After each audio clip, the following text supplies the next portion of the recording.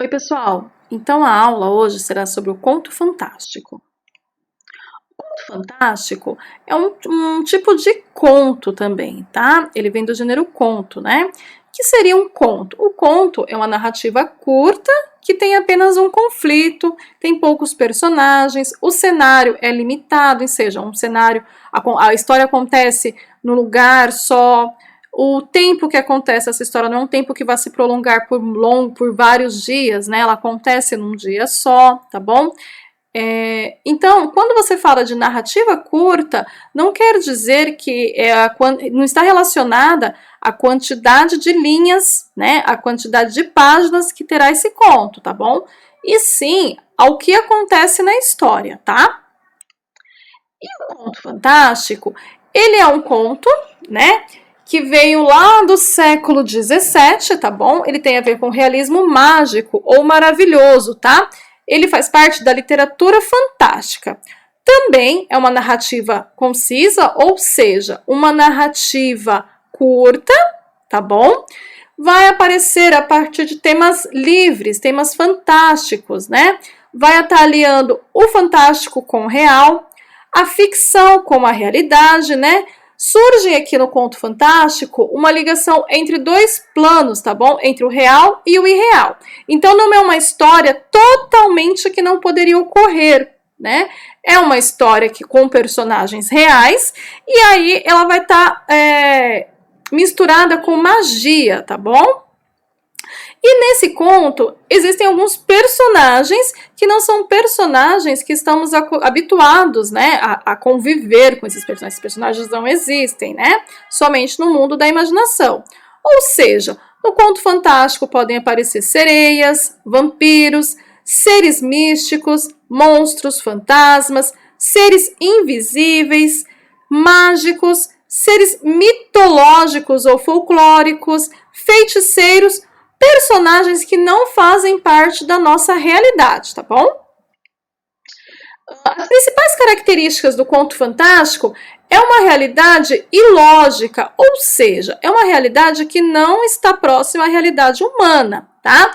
Por quê? Porque ela vem composta de elementos maravilhosos, de elementos imaginários, tá bom? Tem muita presença de magia e de poderes sobrenaturais, tá?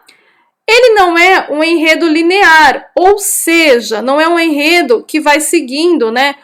Começa no passado, presente e futuro. Ele tem uma mescla desses tempos, tá? Então, é um enredo que pode misturar o passado, o presente e o futuro na mesma história, tá? E até durante a mesma história, enquanto tá contando ali naquela parte, ele já mistura. Outro recurso que é muito utilizado é o flashback, ou seja, aquela retomada, aquelas lembranças de coisas que aconteceram no passado. Além disso, ele está relacionado ao tempo psicológico e não tempo cronológico, tá? Como nós estamos habituados nas narrativas. O que seria o tempo psicológico? O tempo psicológico é o tempo que está ligado às lembranças, tá? E não ao tempo do relógio, como a gente costuma dizer, tá? Não é algo que vai se sucedendo fato a fato, tá? A história acontece de acordo com as lembranças dos personagens, tá?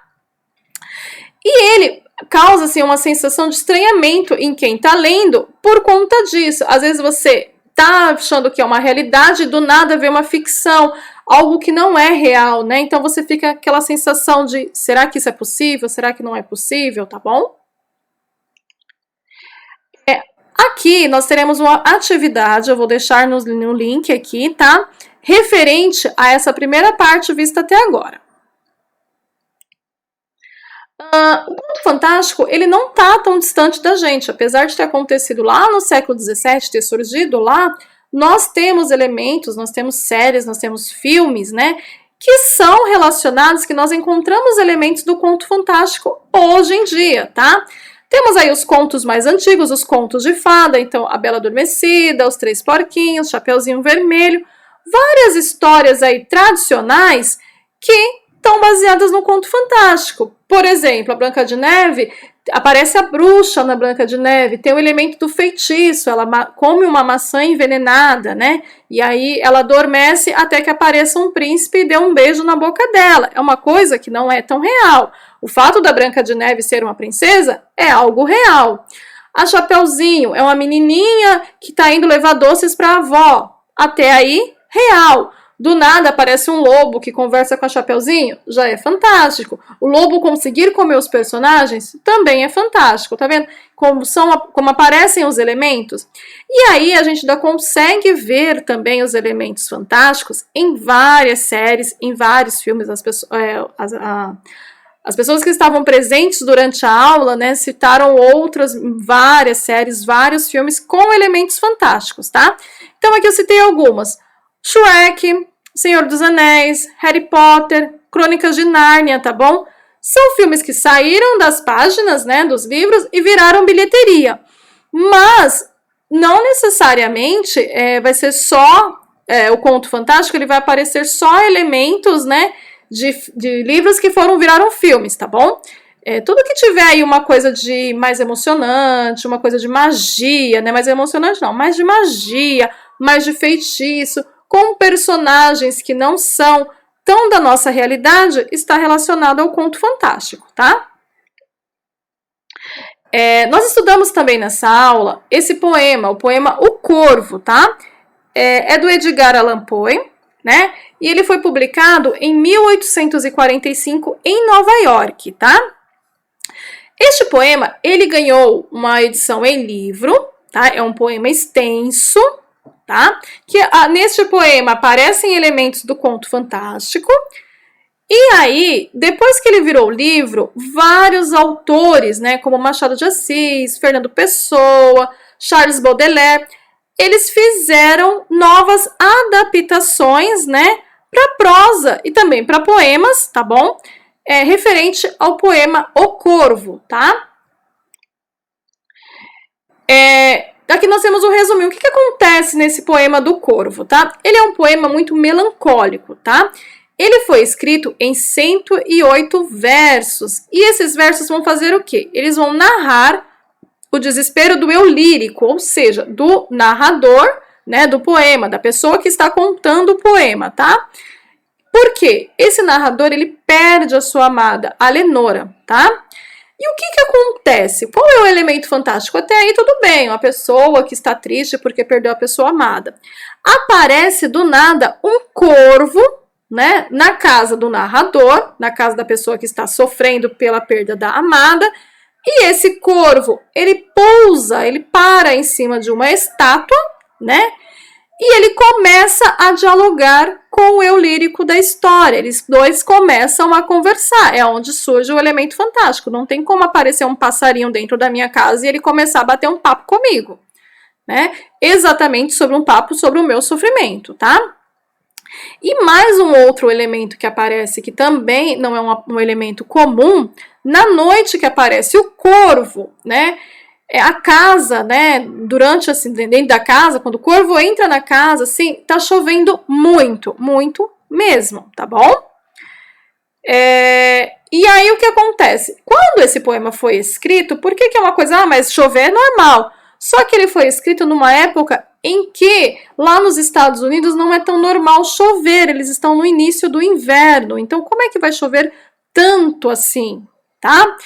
E o ambiente, né, é um ambiente típico, né, das obras do Poe, que é um ambiente sombrio, um ambiente melancólico, um ambiente que resume a morte, sabe? Que traz esses pensamentos mais fúnebres, tá bom?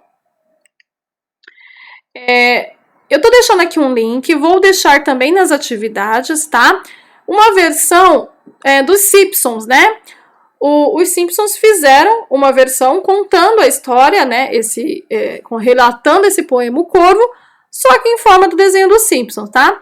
Então ele foi publicado no ano de 1990, tá? E ele é todo baseado, todo inspirado no poema do Poe, tá?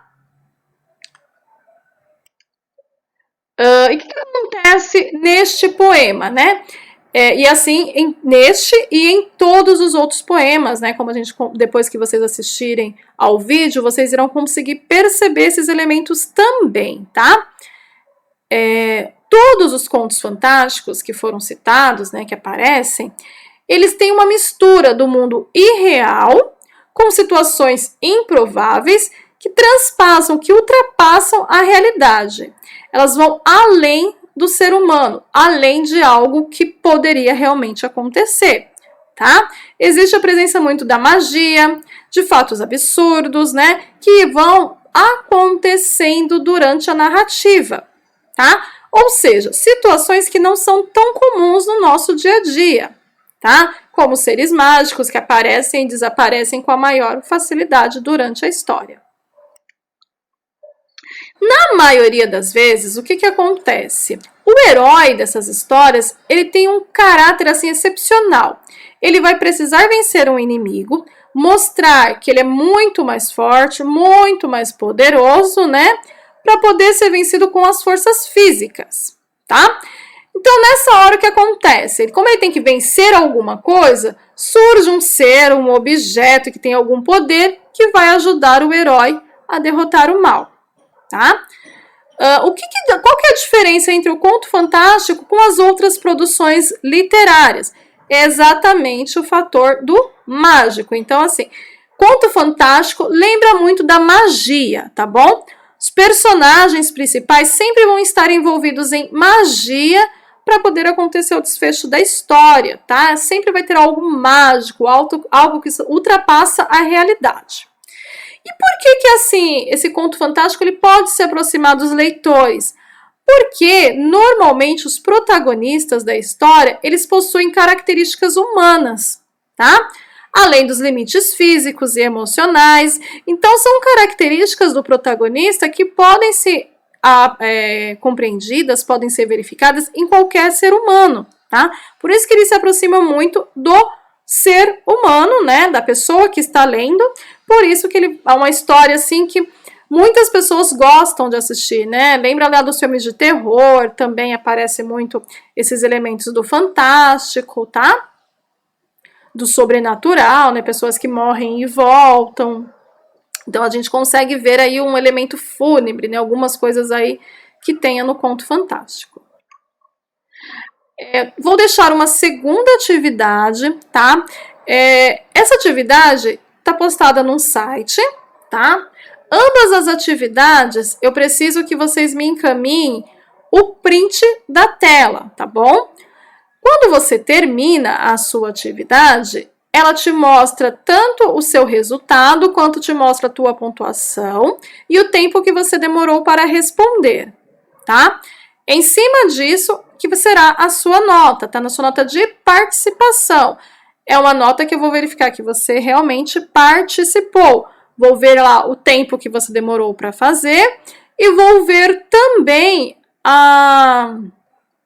o que você compreendeu da atividade, tá?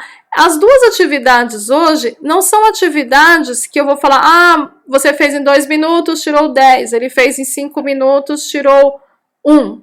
Não, são atividades mesmo para reforçar o conteúdo, tá? Então é isso, eu espero que vocês tenham compreendido. Qualquer dúvida, fala comigo, tá bom?